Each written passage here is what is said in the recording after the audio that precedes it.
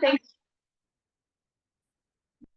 Today we're talking about open houses, and we're going to go over the playbook for both the old playbook and the new playbook, just to give some strategies for how to capitalize on your open houses.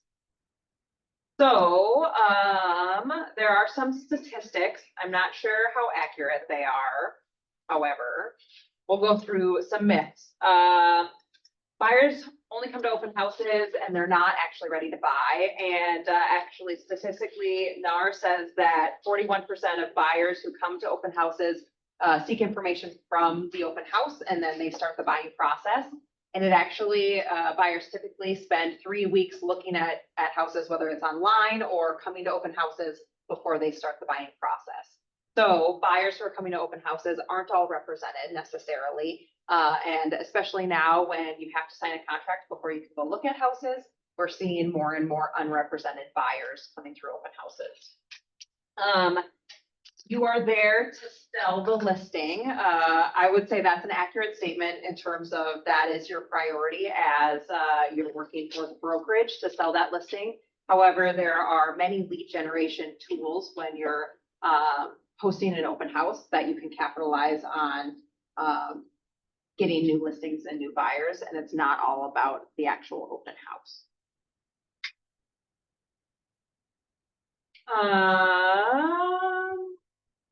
We're gonna skip over those. Okay, so open house.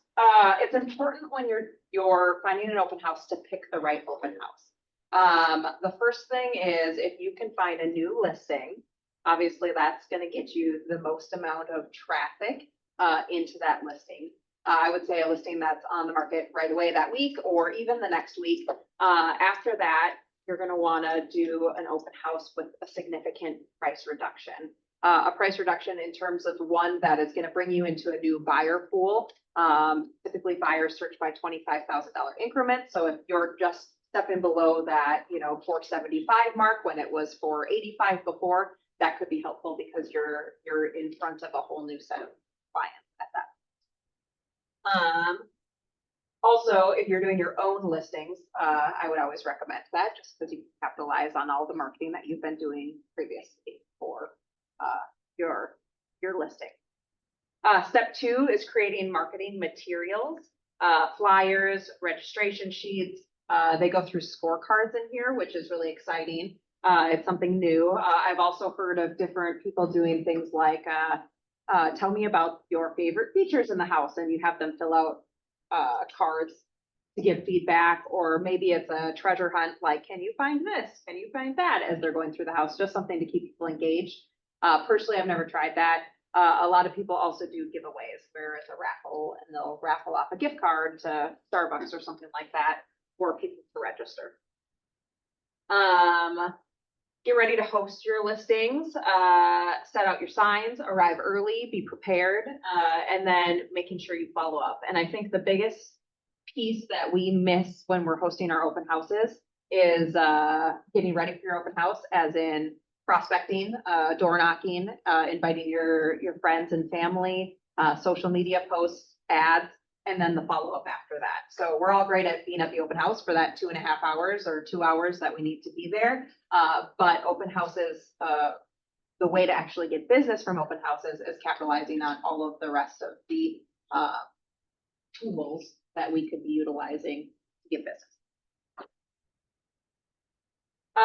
So in the new, might be a quick class.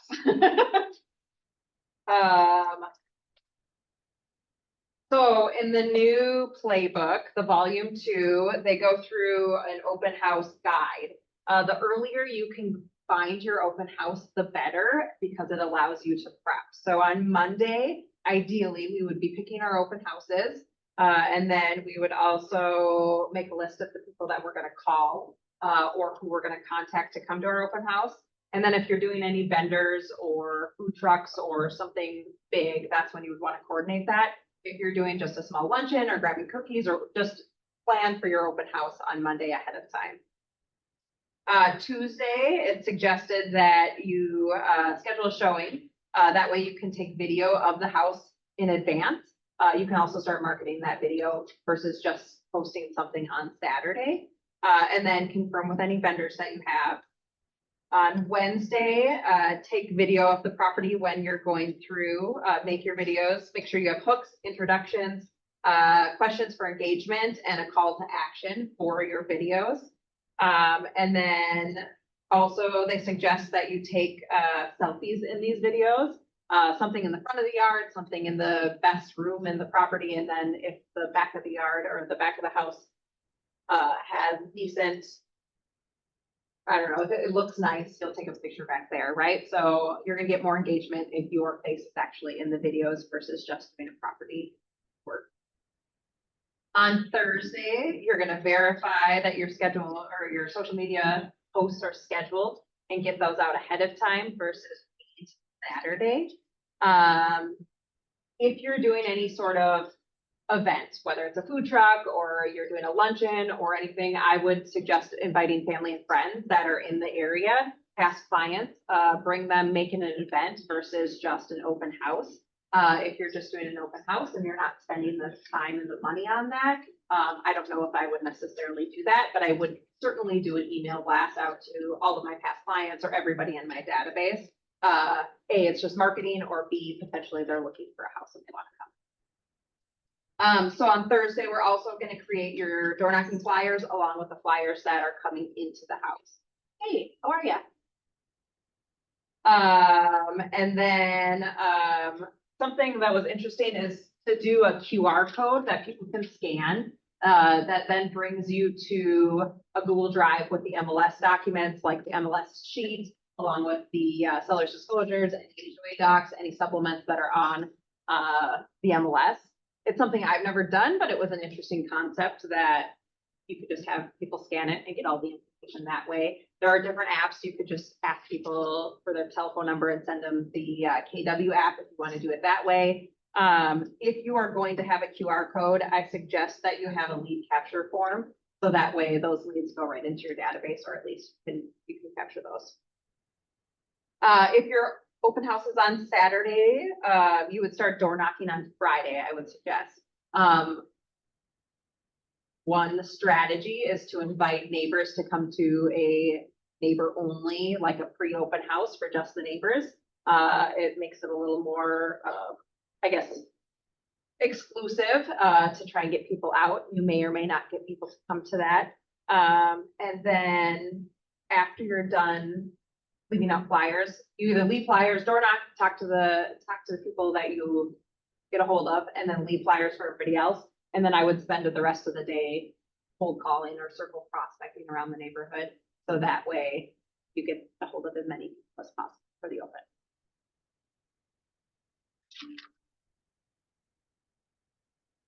It is suggested that you use no less than 10 signs for an open house, which seems like a lot. And they actually recommend up to 20 signs for an open house. So the reason for that, and putting them out early, is that it's brand recognition, right? So people start to see you. It generates activity. If somebody's coming home from work, then potentially they'll come the next day. So putting those out the day before if possible, but obviously ahead of time so people can start seeing signs. Then gathering a success kit. Do any of you guys use, like, do you guys bring anything to an open house? Like a kit of any sort? I always bring, so like a little bag of like toilet paper and soap and 9-volt batteries and Lysol, like all of the things that are never in a vacant house when you need them, but that's just kind of in my car ready to go. But they suggest that too. There's nothing worse than sitting in an open house for 2.5 hours as the smoke detector is going off the entire time. You can also door knock that morning. What's suggested in the playbook is that you bring flyers and water bottles for anybody who's working out in the yard and just invite them over kind of in the immediate area of the open house. And then arrive for your open house early, make sure that you're set up, all the lights are on. If you're doing any setup for food or preparation, that's all ready to go before your open house. And then make sure while you're there, you have a sign-in sheet, whether that's electronically. Command has one and it brings everybody into Command. You could do a QR code or have them physically sign in. And then make sure that you're doing posts for Facebook or Instagram lives while you're there at the property. The biggest piece, or where we tend to not, follow up with our people, or we tend to not get business from open houses, is from prospecting ahead of time. So the door knocking, the cold calling, the sending out invitations to our friends and family or emails, and then the follow-up. So when I'm at an open house, after somebody's left, if it's slow enough, I'll send them a text right away and say, thanks so much for stopping in. I look forward to connecting with you in the future about your home search. And then I also follow up with them the next business day. So if I'm doing one Saturday, I'll call them on Monday, or on Sunday, I'll call them on Monday as well. And just once again, thank them for coming in, and then lead into how can we set an appointment. The whole point of doing any lead generation is to set an appointment. Any questions? No? Okay. So in general, I would say that that's kind of an ideal time frame. If you can do that, a lot of us don't get open houses till Wednesday or Thursday, and so that's not always possible. But the earlier we can secure those open houses, the better. Which means if you're not hosting your own open houses, you should be talking to people earlier in the week than Wednesday, so that way you can capitalize on all the different lead generation sources that there are. Also, open houses, like any other lead gen source, is something, it's a numbers game, right? The more we do, the more people we're going to talk to, the more people we're going to get connected with. And it's not something that you can do for 3 weeks and have 3 open houses that 2 people show up each open house and say, this doesn't work for me. It's got to be the long-term game, just like circle prospecting, just like farming, everything is a long-term game. And if you do it correctly and you circle prospect and you're door knocking and you're doing the open house and you're following up, certainly you can build a big business. Many people do. My first client was from an open house. That's how I started my business. And it's about also asking the right questions. So the more you do open houses or any type of lead gen, the more practice you get, the more familiar you are, the more comfortable you are, the more questions you can ask, right? So somebody who, depending on what price point you're at, or if it's a move-up house versus a first-time home buyer home, asking those questions about where are you coming from? You have a home to sell. Would it be advantageous for you to know what your home value is? Can I stop out and take a look? All of those things, but not being afraid to set the appointment when you're talking to the people at the open house versus waiting and just getting contact information and trying to follow up with them later.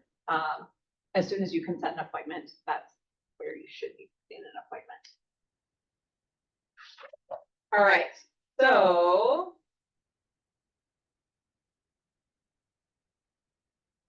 creating marketing materials. So you're going to want to get photos of your home. You're going to want to make sure that you have key details about the home and the neighborhood, and your content. Something I feel like we don't do often is going to tour the home ahead of time to make sure that you can get video content or content so that you can post it throughout the week versus just on that Saturday. Even though it's not your listing, it doesn't mean you can't market it like it is. Everybody who sees that you're hosting an open house thinks that that's your listing anyway. So why not capitalize on that and post more than just once on the weekend?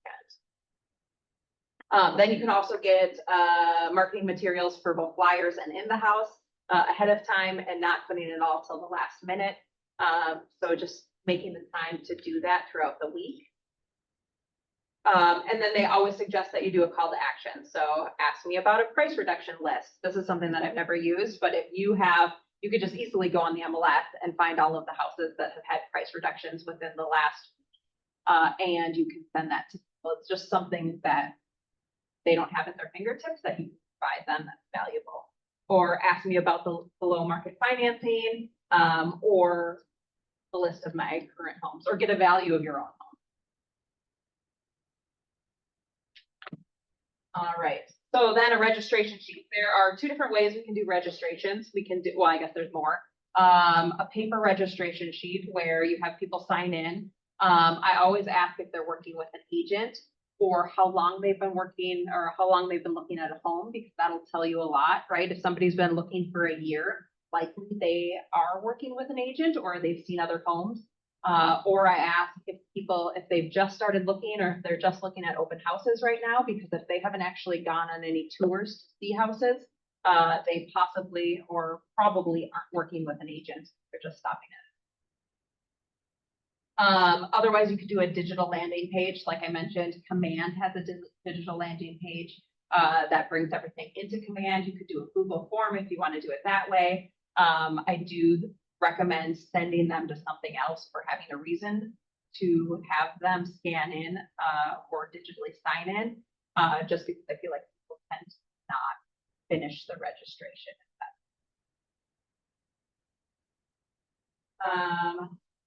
So another thought was a scorecard, right? So we talked about like a scorecard or just something fun for them to do. And I guess I would also have this as their registration page. So if they go through the house and then provide me feedback, a couple of things. What do you think about the price? Is it too high, too low, or just right? Rate the location 1 through 5. Rate the curb appeal. What's your favorite feature in the house? And then I would have them give their name and information on that as well. You could separate them or doing some sort of drawing or register drawing. They have some examples of open house flyers. Scott Leroy does these for you as well. Otherwise, you can grab them from Canva or in Designs and Command. Here's the example of that back form. All right, so marketing your open house. So another thing that I think we don't do often is sending out emails, right? So to our database about open houses. And you can send out a video, you can send out one of those flyers, and then talking to the neighbors about that. When you're inviting neighbors or when you're talking to the neighbors or door knocking, I feel like open houses is the easiest way to be able to get in without feeling like you're selling them something, right? You knock on the door and you say, hey, my name is Jelena with Mo Real Estate. I just wanted to invite you to an open house that we're having this weekend at 123 Main Street, right down the road. We expect it to be pretty busy. You might see some more traffic. How long have you lived in the neighborhood? Do you know of any friends or family who are looking to move into the neighborhood? Okay, great. Have you been thinking about selling your house, right? And the whole point of that conversation is to open the door to get an appointment with that person if they're looking to buy or sell, or if they know somebody who is. It's not to actually invite them to the open house, right? Like we are prospecting for an appointment at that point. If they come, great, but the whole point is to set an appointment with them at that time. Same thing with circle prospecting, right? Inviting people in the neighborhood, same neighbors, right? Likely you'll talk to more or less of them, depending if you leave messages or not. But in conversations about did they live in the neighborhood or how long they've lived in the neighborhood? Do they know of any friends or family who are looking to move in? And then are they looking to move anytime soon? Posting on social media, make sure you have dates, times, address, or create something enticing where people reach out to you and find out what those dates, times, and address are so that you can have conversations with those people. Some examples of social media posts. Social media right now, I mean, videos or reels get more attention and attraction than just regular posts. Yeah. If you're doing social media posts from your business page, it does have to have your brokerage on there. So if you are posting about an open house, it can be like your name dash Keller Williams, Premier Realty, Lake Minnetonka. But only on Facebook. It's Facebook for sure. It can also be on the flyer, like if you have the flyer, but you do need to have your brokerage name, even if you are also your own group or team. You can have both on there, but the brokerage name needs to be on there. Okay, perfect. Just brokerage The has to be on easiest there. thing, if you look at people in our office who do it a lot, they often will have like Mo Real Estate dash Keller Williams, Lake Minnetonka. Like it says it on there. So it's definitely like, oh, yep, you're with that brokerage. It does need to be identifiable. So just remember that when you're doing social media. And when you're hosting for other people, this isn't your listing, so be sure not to market it that way. You know, you can say new listing, open house, this is when it is, but it's not your listing, right? So don't market it as your own. Kind of went through the rest of this, putting out signs, making sure you're there early. If you are inviting people to, you know, kind of a neighbors only exclusive open house ahead of time, make sure you're ready for them as well. It's kind of a time for them to go through and linger at the open and see what they think. And that's your time to capitalize on why they're there, right? They're there for a reason. And typically neighbors come into open houses because they're comparing their house to theirs, whether it's condition or price or style of the home. And they might be looking for renovation tips or, you know, what they could do with their home styling. But they're likely thinking, okay, I want to do something different and a move is in their near future, right? And then buyers who come into an open house, whether they're just looking or not, I don't know anybody who just stops into open houses because they want to stop into open houses. Like they're somewhere in the process of I'm going to move soon or in the near future. We're busy people, and I feel like a lot of us don't have time to just stop at open houses unless it's something we're thinking about. And then follow up. So everybody that comes in through your open house, you should have at least on an 8x8. They say that statistically you reach out 7 times before somebody actually answers the phone. And an 8x8 is 8 contacts within 8 weeks, right? And that could be a call, a text, an email, but you need to do a variety of different ways to contact them. And they typically won't respond until the 7th time. Most agents give up on time 2 or 3, which is why we don't feel like the follow-up works, but that's where all the magic is, follow-up. So, and that's with any leads that we get in, and including the ones that we find through circle prospecting and door knocking ahead of time as well. If we got the week, like if we call this week, are we texting next week and then emailing the 3rd and then calling the 4th? Or yes, I would suggest a variety or both. Be honest, if I'm gonna call, I might text you right after and say, hey, I just left you a voicemail. This is Shalana Moe at Estate. Just following up after, you know, you came to the open house, wondering if we can set you up on a search that would meet your criteria, or sit down and talk about that, or whatever that looks like, right? We get so many spam calls these days, right? Like they're not gonna say, oh my gosh, this person just texted me, or just maybe a text, but just called me 2 days ago or 3 days ago, right? Like they've already forgotten about you and they've moved on. So don't feel like you're bugging them or calling them too much. No, forget.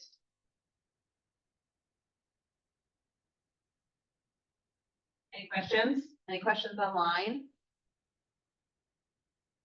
No? Candy, I don't have much more. It's really quick. yeah, no, that's fine. I think that's great. Yeah, April. So what is your state, I guess? What do you there on like food during other things? So it depends on how big of an event you want to make it, right? Like, so in the playbook, there is a team that they do 30 transactions a year just on open houses. Like that's one of their main lead gen sources, and they get a food truck, right? So whether they get that from just the team pays for that, or whether they have a vendor come in and help them with that, but they order a food truck for all of their open houses. And they also try to get a few open houses together so that they can kind of put people on a route to go see, hey, come see this one. Or, you know what I mean? If you were on a team or if you got together with a group of people who did open houses, you could do a few in an area and kind of send them to the next one. But that's an event, right? But they also invite clients, and every weekend it's come to our open house. There's a food truck and it's a big, you know, it's a fun time, right? I think that if you have something there for people to grab, whether that's cookies or whether that's something to munch on, people tend to linger a little bit longer. That provides you the ability to have conversations with people. So I don't think it's a bad investment. I just personally, something clean so that people aren't carrying it around somebody else's house while they're doing an open, right? So something to keep them there. And maybe that's not food. Maybe that's, you know, a coloring table for kids that come in so that they can sit and color while the parents, you know, go through the open house or something to that extent, just to allow them to stay so you can have conversations. I think like in my kit, I've baked cookies before, and people seem to always like that. It's not something I do all the time, but it's something, I don't know, that used to be common practice, I guess. Candles or smelling, something to make it smell good and warm, isn't a bad thing. I tend to bring a speaker to my open houses just so that way music can be playing in the background and it's not coming from my phone. It breaks up, you know, silence when you come in or the awkwardness. Yeah, I guess it depends on how much you want to invest and how big of a lead source open houses are for your business. How early would you say that is a good idea to arrive at the open house? Like, let's say you walk in and it does have a smell, right? Like, how early do you typically go to set up an open house? I mean, like 30 minutes ahead of time is, you know, put out the signs, you're there, you gotta turn on all the lights. I mean, I bring paper towels and whatever else in case I have to clean something up. I mean, you want it to present well, whether it's your open house or your listing or not, right? You're first and foremost, you're there to sell the house. And you want somebody to have a good impression, right? Like they're gonna associate you with the open house. So you want to make sure that it's good condition. So at least 30 minutes ahead of time or around there.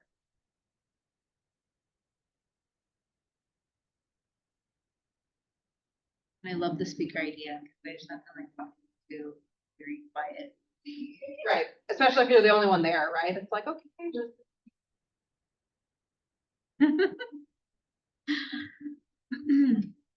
So in the playbook that you guys all received, there are conversations around follow-up, around circle prospecting, what conversations to have in the open house. Those are all important, right?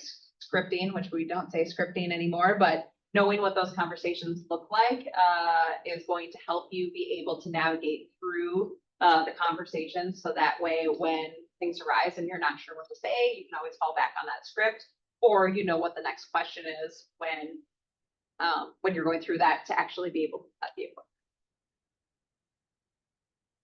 With your extra time, that's a great. Scripting. Great. Sounds good. Does anyone want to volunteer to script? Andy, are you gonna volunteer? Gosh, Karen.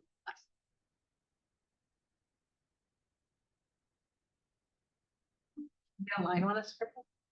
Hey, Bob, how's it going?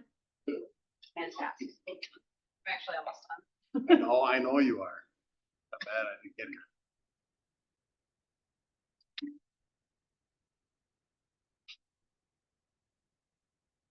So, a couple of scripts for when people walk in, and I know Colleen's on here. She's a master at open houses too. You want to find out where people are coming from, right? So, hi, thanks so much for stopping into the open house. Usually people come in for one of two reasons. One is they're a buyer who might be looking in the area, or two, they're somebody from the neighborhood who wants to see how their home compares to this one. Which one of these are you? And you wait for them to answer, right? Because they have to choose if you just kind of wait, right? And they might say, oh, I'm not ready, or I'm just looking, or whatever that looks like. But then you can ask more questions to find out, okay, that sounds great. Have you just been looking at open houses, or have you been looking for a while? How long? And another good question is, where are you coming from? Because if they're coming from Eden Prairie and they're up in Maple Grove, there's probably a reason they're actually up there versus just stopping in, right? Once again, yeah, have you been looking for a while, or have you been looking at opens? That tells you if they're working with an agent or potentially working with an agent. Sellers who are in the neighborhood, whether they want to know how their home compares, you know if they're thinking about selling or renovation. Yeah, I guess depending on what questions you have for them is what their motivation is. Queen chat was wondering if you need a solicitor's tag from the city to invite to an open house. It's a great question, Colleen, and I am not a broker. What I was always taught was we are inviting them to an event, so we are not soliciting. I don't know if that's true or not, but that's what I was told when I started. Probably safe and sorry, you should have a, but I've never gotten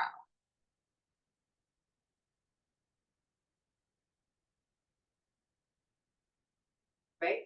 I've heard the same, Okay. that Yeah, they're inviting there you them to something. Right, and if your conversation gets to, great, can I, set an appointment with you to sell your home? You didn't start with that. That wasn't your intent. Your intent was to invite them to the open house.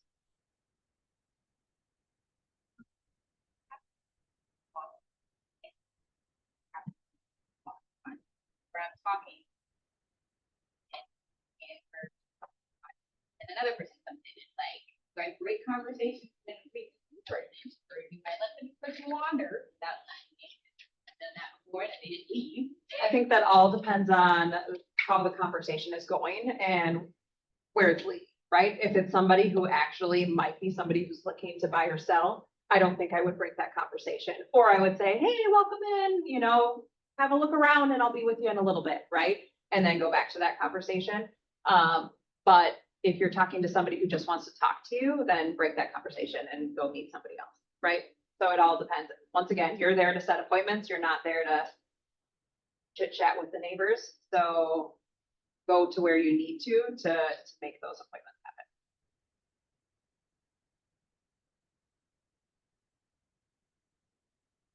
She says, oh, good, that's what they've been doing as well. Oh, fabulous. Thank you so much for That's all I putting got. this on. We'll send out the recording later, and the playbook is attached. We'll also include the newer one from the volume 2 in the recap, so that people have that to reference as well. Yeah, they have the timeline in there, which is super helpful. And I think that we don't prepare enough for open houses. And so that's something we can all do better. Do you advise then looking more at coming soon? Yeah, so what I tell the PC people is if you're looking for open houses, obviously you can put something on the Facebook page, connect with everybody in the office. So that way maybe you're the go-to person for open houses. But if you're not doing either of those things, come on our market center on the MLS and look at all coming soon. And I would contact those agents and see if you can post an open house for the coming weekend.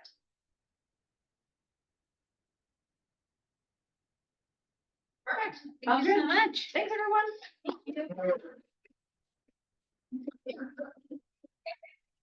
My biggest fan. I